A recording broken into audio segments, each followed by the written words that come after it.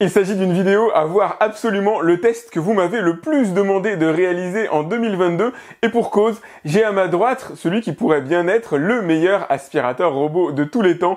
Bienvenue sur AliExpress pour le test du Roborock S7 Max V Ultra. C'est la base Starkiller de Star Wars, le design le plus original que j'ai pu voir dans l'univers des aspirateurs robots et en plus il dispose de sa propre soucoupe volante. Et ça compte le design puisque ce beau bébé sera probablement visible et même bien visible chez vous. Par contre il faut prévoir un petit peu de place au sol, il fait quand même 42 cm de profondeur et 49 de hauteur. Et voilà ce qui justifie sa taille, l'équipement de lavage et de séchage le plus complet du marché. On fait les présentations, à gauche vous avez le réservoir à eau usagée, au centre, vous avez le réservoir à eau claire et ici, vous avez le bac à poussière. Il y a donc un véritable aspirateur caché à l'intérieur de cette base dont l'objectif est de venir vidanger le collecteur de poussière qui se trouve à l'intérieur de l'aspirateur robot. Je vais vous expliquer son fonctionnement, vous allez voir, c'est à la fois simple et extrêmement complet. Quand vous allez décider d'utiliser l'aspirateur, vous allez le lancer, il va prendre de l'eau claire à l'intérieur de ce compartiment et la mettre dans son petit réservoir qui va être dispensé progressivement sur la serpillière.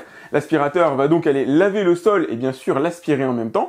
Lorsqu'il estime que sa serpillière est sale, il va retourner à sa base de chargement, la nettoyer, les eaux usagées seront aspirées à l'intérieur de ce compartiment, finaliser le nettoyage de votre maison ou appartement. Lorsque c'est fini, bien sûr, il retournera se charger à sa base, à l'intérieur de laquelle il va vider ses eaux usagées, toujours dans ce bac-là, vider ses poussières à ce niveau-là. Par contre, il lui manque une chose, le séchage de la serpillière. Il vous faudra penser à l'enlever pour éviter le développement des mauvaises odeurs. Cette fameuse serpillière utilise toujours la technologie VibraRise qui est écrit sur le côté de l'aspirateur. Au lieu d'utiliser les patins rotatifs très à la mode en ce moment, Roborock a choisi une serpillière vibrante qui va détecter les tapis, se soulever à leur approche afin de ne pas les humidifier et reprendre ensuite le cours de son nettoyage. On va détailler le robot ensemble, j'apprécie son style plus affirmé que sur les précédentes générations. On retrouve ici comme d'habitude le télémètre laser pour cartographier les pièces et se repérer dans l'espace. 3 boutons d'action sont disponibles, le retour à la base de chargement, le nettoyage automatique et le nettoyage localisé.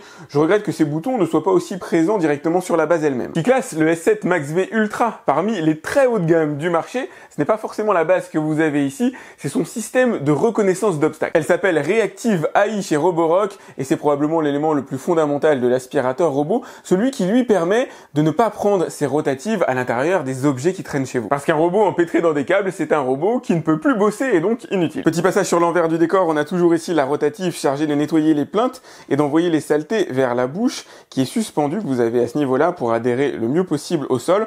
Roulette avec un débattement de 2 à 2,5 cm pour monter les seuils de porte, 6 détecteurs de vide pour l'éviter de tomber dans les escaliers, une serpillière à l'arrière évidemment. La brosse est conçue pour venir nettoyer les sols durs et les tapis. Vous avez là un système qui évitera aux saletés de passer au travers des mailles du filet. Le tout est évidemment démontable, mais pas spécialisé pour les poils de chien. Ajoutez à cela une des plus grosses batteries du marché pour pouvoir nettoyer jusqu'à 300 m², une des plus grosses puissances de succion aussi, avec 5100 pascal de dépression. Vous avez probablement sous les yeux le meilleur aspirateur robot n'ayant jamais existé. C'est parti pour le test. Allez, c'est parti, on va étudier sa méthodologie de déplacement et on va aussi étudier sa capacité de détection d'obstacles. Allez, premier obstacle, le fameux Bowser qui me sert dans la plupart de mes tests, alors qui fait à peu près 10 cm de haut, donc normalement un petit peu moins de 10 cm de haut.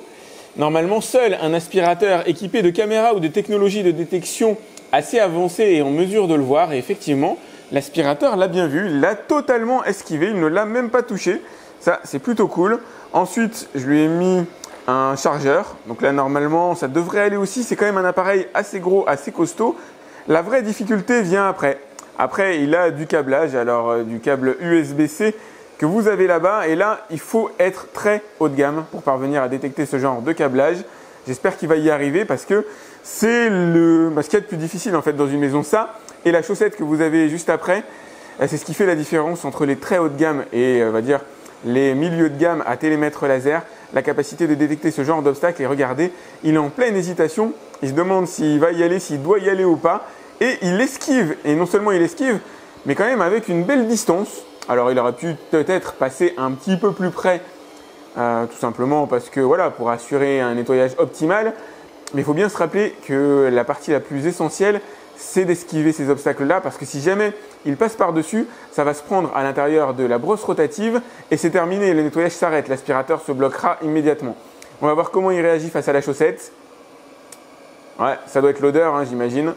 il l'esquive, hein. Ah, c'est super, franchement, c'est génial. Je crois que c'est le meilleur que j'ai pu voir jusqu'ici en matière de détection d'obstacles, même si il mériterait de faire un comparatif avec celui qui est juste à côté de chez Ecovac. Cette partie-là devrait être une promenade de santé pour lui. On va voir comment il réagit par rapport au meuble, la manière dont il les longe, il les détourne, avec ou sans hésitation. Et regardez, aucune hésitation, il est capable d'aller tout droit, de longer mon meuble.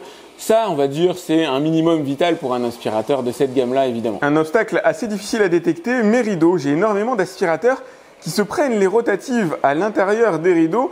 Et du coup, déjà, ça salit mes rideaux. Et surtout, ça bloque l'aspirateur qui ne peut plus travailler. Et on va regarder de quelle manière il arrive à les détecter. Il les contourne, hein. Il les a bien vus détectés en tant qu'obstacle. Et il va même pas s'en approcher réellement. Enfin, si, il s'en approche au plus près pour le nettoyage.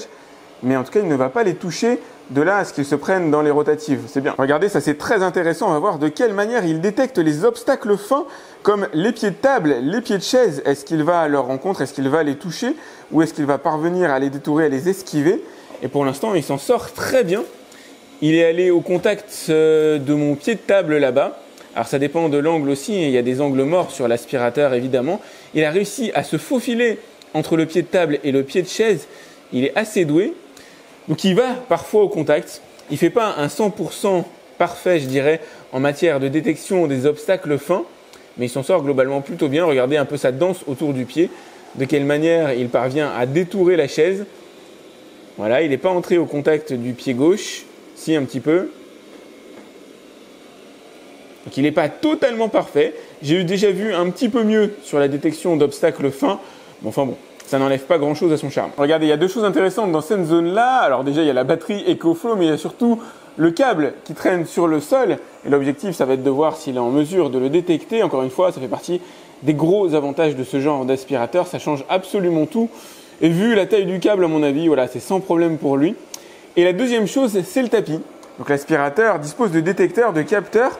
Si jamais il détecte un tapis, il va accroître sa puissance de succion, tout simplement parce que c'est plus difficile de déloger les saletés sur les tapis. Donc là, visiblement, il a d'ores et déjà accru sa puissance de succion. Je ne saurais pas vous dire pourquoi d'ailleurs, puisqu'il n'est pas encore arrivé sur le tapis. Alors je l'ai vérifié, hein, je l'ai contrôlé. Si ce n'est pas fait avant, il va bien accroître sa puissance lorsqu'il monte sur le tapis. Et il a un autre avantage, c'est que lorsqu'il est en train de laver le sol, il dispose d'une serpillière qui monte. Sa serpillière va se lever automatiquement à l'arrière, afin d'éviter d'humidifier les tapis. Et ça, c'est franchement très intelligent. Donc là, ça y est, il a nettoyé toutes les plinthes, les bordures de la pièce. Et maintenant, il va nettoyer la partie centrale en effectuant des va-et-vient, histoire de compléter le nettoyage. Et bien sûr, à l'aide de l'application Roborock, vous allez pouvoir suivre son nettoyage en direct. Vous pouvez voir, le robot se situe au niveau de mon doigt. On le voit avancer en live. Alors ça fonctionne que vous soyez chez vous en Wi-Fi bien sûr, ou en 4G, 5G. D'ailleurs, si vous êtes à l'extérieur, si vous êtes à l'étranger, vous allez quand même pouvoir donner des ordres au robot et par exemple lancer un nettoyage à distance. Le débrief sur cette partie du test est très facile pour moi parce que c'est clairement un des meilleurs aspirateurs robots disponibles à l'heure actuelle sur le marché.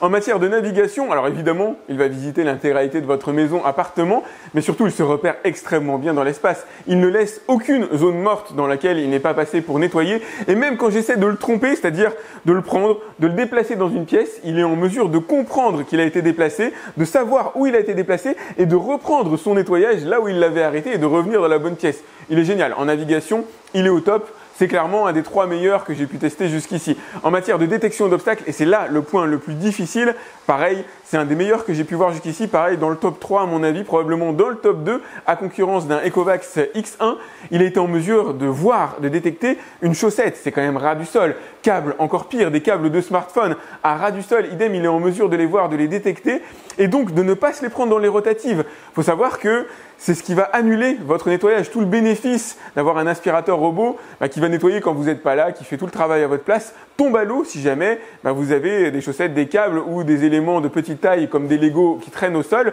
parce que ça va se prendre dans les rotatives, l'aspirateur va se bloquer et du coup ne va pas les nettoyer dans votre maison. C'est ça que vous payez lorsque vous mettez de l'argent pour un aspirateur avec des capacités de détection comme c'est le cas ici sur le S7 Ultra, le S7 Max V et les générations Max V de manière générale. Le S6 Max V était plutôt bon à ce petit jeu-là. C'est ce que vous allez payer et c'est assez essentiel. En tout cas, si vous avez une maison avec des enfants, si tout n'est pas toujours bien rangé, pour moi, c'est même quasiment vital. Après, il n'a pas été en mesure de tout voir. Les obstacles les plus fins, comme certains pieds de chaise, alors je ne vais pas dire qu'il les a pas totalement vus. Il les voit quand il arrive en face. On sent que la caméra est en mesure de bien détecter, mais il y a des angles morts quand même dans lesquels il a un petit peu plus de mal. Comme quoi, il y a toujours un petit axe d'amélioration, franchement très léger. Attention, même si c'est le meilleur ou un des meilleurs, il ne voit pas tout. Ce petit crochet par exemple, il n'a pas été en mesure de le détecter, ça s'est pris dans les rotatives. Et si vous avez des petits Lego de manière unitaire, je pense pas qu'ils sont en mesure de les voir non plus. Et d'ailleurs, on va se faire le test. Je lui ai mis... Oh, c'est dingue, non. Je lui ai mis des petits Lego. Alors je sais pas si c'est le contraste avec le sol. Ah, il les a vus, mais il les a quand même avalés. Ah, c'est dommage, c'était pas loin. Franchement, c'était pas loin. Ah, eh ben non, il l'a pas avalé, regardez, ils sont encore sur le sol. Alors là, je vais de surprise en surprise. Bon, c'est peut-être de l'ordre du miracle. Voyons voir avec le Lego violet. Non, il l'a pas vu. Et je pense pas qu'il l'ait avalé, hein. La brosse est quand même assez fine en dessous de l'aspirateur. Non, non, il est en train de le traîner. Avec un peu de chance, il va le ressortir à un moment donné. Une fois son travail terminé, il va retourner à sa base de chargement comme une fleur. Il est tellement doué pour se repérer dans l'espace que pour lui, quel que soit l'endroit où il se trouve, ce sera véritablement une formalité. Et une fois retourné à sa base, bien sûr, il va effectuer sa vidange. Alors comme d'habitude, la vidange, ça fait un peu de bruit, hein, un joli bruit de turbine. C'est assez normal, mais ça prend quelques secondes, ça prend 10-15 secondes à tout casser. Je vais le challenger sur un domaine parce que j'avais été moyennement convaincu par la prestation du S7 à ce niveau-là. J'ai mis pas mal de saleté à l'intérieur du bac et on va voir s'il est en mesure de tout vidanger. Eh, comme quoi j'ai bien fait de faire le test. Il y a des progrès à faire sur la capacité d'aspiration du petit réservoir à poussière, même si les grosses masses vont être avalées évidemment et il restera suffisamment de place pour le prochain nettoyage de votre maison ou appartement. Allez, je vous propose de passer en revue l'application Roborock disponible bien sûr sur Android et iPhone. Voilà la cartographie, alors rapide pour le coup, qu'il a réalisée de ma maison. Je ne vais pas laisser accès à absolument tous les endroits. Il a bien segmenté le salon, le couloir, la chambre principale, la salle de bain, segmentation que vous allez pouvoir refaire, nommer, ajuster comme vous le souhaitez, créer des zones interdites, que ce soit par le biais de rectangles comme vous avez ici, ou pourquoi pas une barre qui lui interdit l'accès par exemple là à mon KGB. Ces fonctions sont accessibles via le menu que vous avez ici. Je peux pas tout vous présenter, sinon la vidéo va être un véritable court-métrage. Les zones interdites, la modification de pièces, la personnalisation et le séquençage du nettoyage. Vous allez pouvoir lui dire par exemple merci de nettoyer en premier mon salon, ensuite le couloir, c'est les zones les plus dégagées, et les zones un petit peu plus tendues, les faire en dernier. Par contre, je n'ai pas vu d'option pour lui dire par exemple passe 2 fois à cet endroit-là parce qu'il y a la table à manger et je sais que c'est la zone la plus sale. Vous allez pouvoir venir positionner les canapés, les lits avec toujours cette petite fonctionnalité que vous avez ici, régler bien sûr l'intensité de l'aspiration, du lavage, lui dire merci de ne pas aller laver cette zone-là parce que par exemple il y a un tapis ou c'est tout simplement une zone à laquelle vous ne voulez pas qu'il ait accès. De toute façon, il détecte les tapis par lui-même, donc il n'ira pas les laver. Vous allez pouvoir avoir des scénarios classiques, alors d'aspiration et de lavage des sols, régler l'intensité du frottement, le débit d'eau, l'intensité de l'aspiration. Vous avez ici le nettoyage, alors standard ou approfondi. Lorsque vous sélectionnez approfondi, il va changer sa méthodologie de déplacement et faire des virages plus serrés pour repasser plus souvent au même endroit. Après, il y a les grands classiques, les informations sur la zone nettoyée, le niveau de batterie restante, le temps accordé au nettoyage. Vous allez le voir circuler à l'intérieur de votre domicile, pouvoir lui dire d'aller nettoyer une pièce en particulier ou éventuellement une zone en déplaçant le rectangle que vous avez juste là et lancer le nettoyage ou le retour à la station. Vous allez pouvoir scénariser votre nettoyage en fonction du type de sol. Vous allez pouvoir lui dire qu'il y a des parquets chez vous et à certains endroits des carrelages. Visualiser la carte en 2D ou en 3D. Alors bon, c'est un peu gadget, hein, ça apporte pas grand chose de voir la carte en 3D. Les fonctionnalités vidéo, on les verra un petit peu plus tard à l'intérieur de mon test. Vous allez pouvoir activer la reconnaissance d'objets, je vois pas trop pourquoi la désactiver. Activer le mode moins de collision, alors ça ralentira peut-être un petit peu le nettoyage. Faire des photos d'obstacles éventuellement. Des tailles d'animaux domestiques, je suis pas convaincu que ce soit fondamental. Si j'ai bien compris, il va essayer de les reconnaître et de les éviter. Tant mieux, ça leur fera plaisir. Ils sont rarement fans de ce genre d'aspirateur. Vous avez ici l'interface de gestion des cartes. Bien sûr, vous allez pouvoir créer des cartes fonction des différents étages que vous avez chez vous. Les paramètres de lavage. Vous pourrez lui dire merci d'aller te laver dès que tu as fini la pièce ou à un cycle régulier, comme par exemple toutes les 10 minutes avec une fréquence variable. En ce qui me concerne, je vais mettre 10 minutes, mais vous avez voilà de 10 à 50 minutes. Et alors faire un lavage léger, équilibré ou en profondeur. Vous allez trouver différents différents paramètres pour la vidange. Moi, je vais lui faire une vidange de manière automatisée à chaque fois qu'il a fini son travail, tant qu'à faire. C'est la vidange du bac à poussière. La voix du robot, bien sûr, ce sera en français. Vous allez pouvoir lui donner un comportement spécifique. S'il détecte un tapis, s'il est juste en mode aspiration, mettez le boost, il va accroître sa puissance de succion s'il voit un tapis. Et s'il est en mode serpillière, vous pouvez lui demander par exemple de la soulever ou d'éviter le tapis. Classique, vous avez les programmes, vous allez pouvoir lui dire merci de nettoyer en semaine du lundi au vendredi, je sais pas moi, de 10h à 11h et de pas nettoyer le week-end. Ici, vous avez l'état des différents consommables.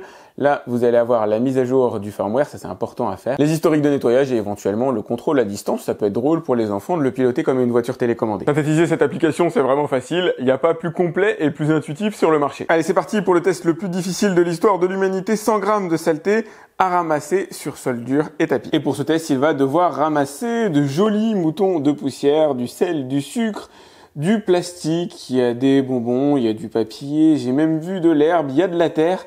Enfin bref, il y a beaucoup de choses réparties sur carrelage. Et bien sûr, j'en ai mis aussi pas mal sur mon tapis. Il s'agit d'un test extrêmement difficile qui sera chronométré.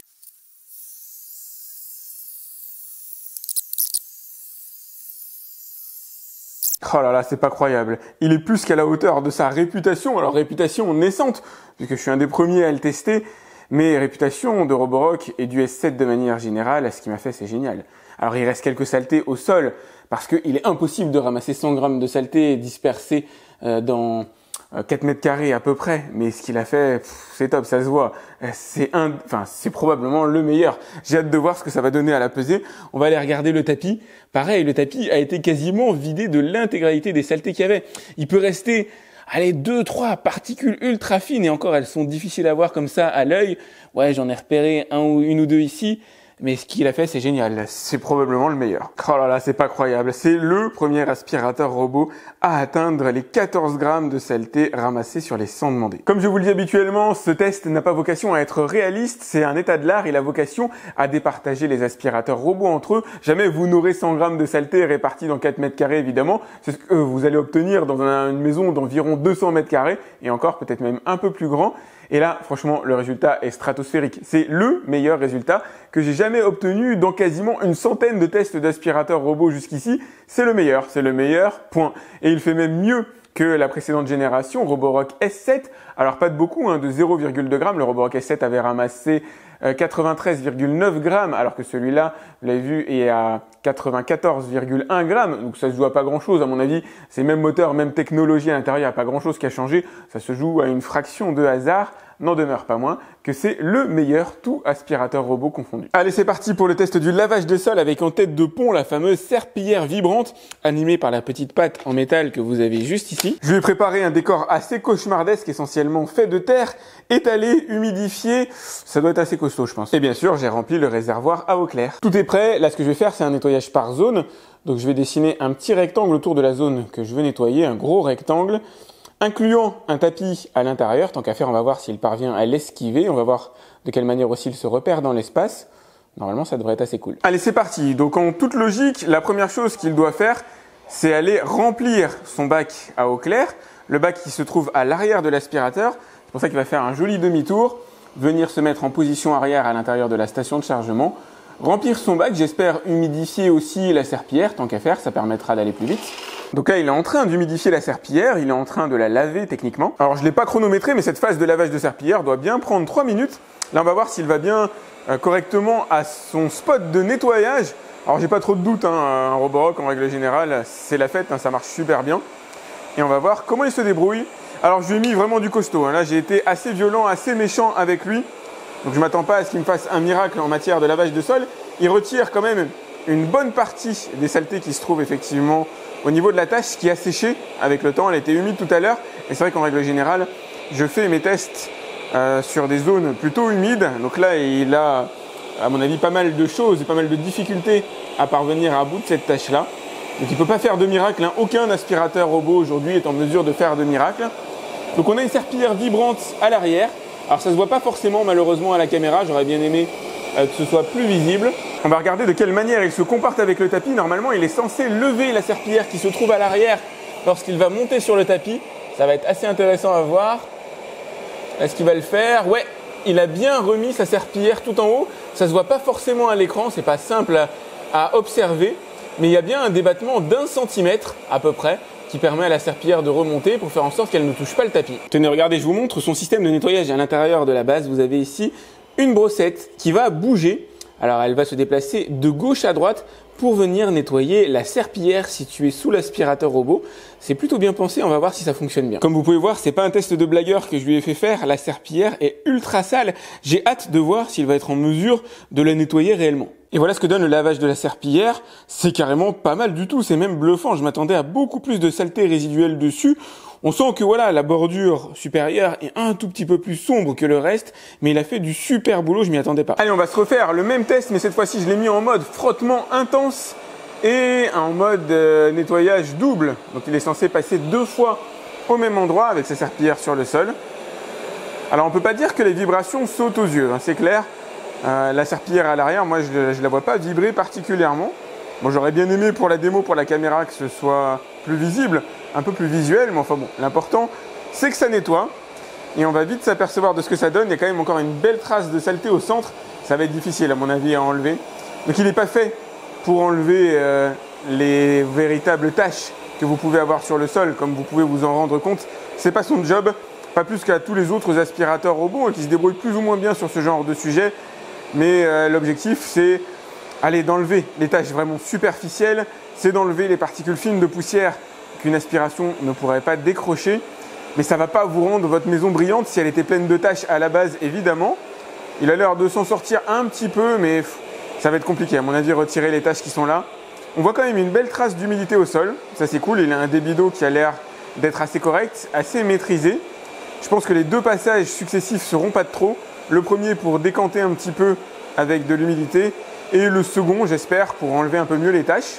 Ah, il a quand même enlevé 2-3 taches. Hein. Ah, et maintenant, il passe à la verticale. Donc, c'est infiniment mieux que ce que c'était au début, évidemment. C'est pas encore magique. J'attends de voir le deuxième passage. Alors, comme vous pouvez le voir, il n'a pas tout retiré à 100%, mais il a quand même bien amélioré le truc. Normalement, des taches aussi incrustées, c'est pas ce que vous allez avoir forcément chez vous. Et j'ai un carrelage spécial. Hein. J'ai un carrelage qui boit, qui retient énormément les saletés. Malheureusement, ça rend la chose d'autant plus difficile. Allez, faisons une petite pause. Contrôle à distance. Donc là, j'ai activé la caméra sur le robot. Et je vais pouvoir le piloter, je vais pouvoir lui demander de se promener à l'intérieur de mon domicile. Alors soit de manière manuelle, comme là je suis en train de le faire avec le petit joypad virtuel, sachant que l'aspirateur fait du bruit. Hein. Quand il fait ça, c'est pas pour surprendre un voleur évidemment, pas du tout, puisque là il a déclenché son système d'aspiration. Mais l'objectif, c'est juste de pouvoir visualiser ce qui se passe chez vous, éventuellement voir vos animaux de compagnie, hein, exactement, ça pourrait être sympa. Hop, mon petit Bowser, et ici, on a même une belle qualité d'image, c'est assez étonnant. Je sais pas si on est sur du Full HD ou un équivalent, mais c'est plutôt correct. Voilà, je vais le faire aller directement dans mon couloir, c'est vraiment très cool. Alors, c'est pas fondamental, hein, c'est un petit plus, mais c'est un plus qui est clairement cool. Je vais aussi pouvoir lui demander d'aller de manière autonome à un endroit, plutôt que de piloter, je vais lui demander via la carte ici, d'aller directement à l'intérieur de mon bureau. Voilà. Mettre fin à la tâche en cours. Et regardez, il est en train de se déplacer jusqu'à mon bureau. Donc normalement, je vais pouvoir lui faire un petit coucou à ceci près que... Alors il y a énormément de bordel en ce moment dans mon bureau, donc désolé, vous allez voir ce que ça donne dans les coulisses. Ça va pas être triste. Bon, vous voyez les toilettes aussi, fantastique. Et voilà, ça y est, il m'a trouvé, je suis là. Alors, on me voit pas forcément bien, mais je suis bien là. Pouvoir passer des appels, c'est-à-dire communiquer avec la personne qui se trouve chez vous. Alors, ça peut être marrant à tester, mais bon, là, il n'y a que moi dans la maison, donc du coup, ça va pas être très révélateur.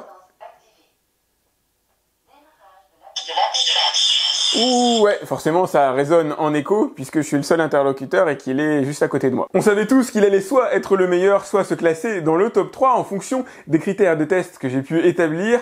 Effectivement, il est au top cet aspirateur, de manière générale, il est au top. Il est probablement dans les 2 meilleurs du marché. Effectivement, ça mériterait un comparatif et heureusement, il est pas bon dans tous les domaines. En tout cas, il y a des domaines dans lesquels il est encore perfectible. Comme quoi, la prochaine génération sera aussi intéressante à tester. Il est au top du marché dans un très grand nombre de domaines, à commencer par la détection d'obstacles. Il est parvenu à détecter les câbles, les chaussettes. Il est parvenu à détecter, alors vous l'avez vu, mon petit Bowser, mais Il ne détecte pas tout, évidemment, il ne détecte pas les Lego de manière unitaire, il n'est pas en mesure de détecter les tout petits objets d'environ 1 cm de haut, il fait pas de miracle. En matière de navigation, il est au top de ce qui se fait aussi sur le marché, il va partout, il voit tout, et il ne laisse absolument aucun espace, aucun angle mort. Il est au top en matière d'aspiration.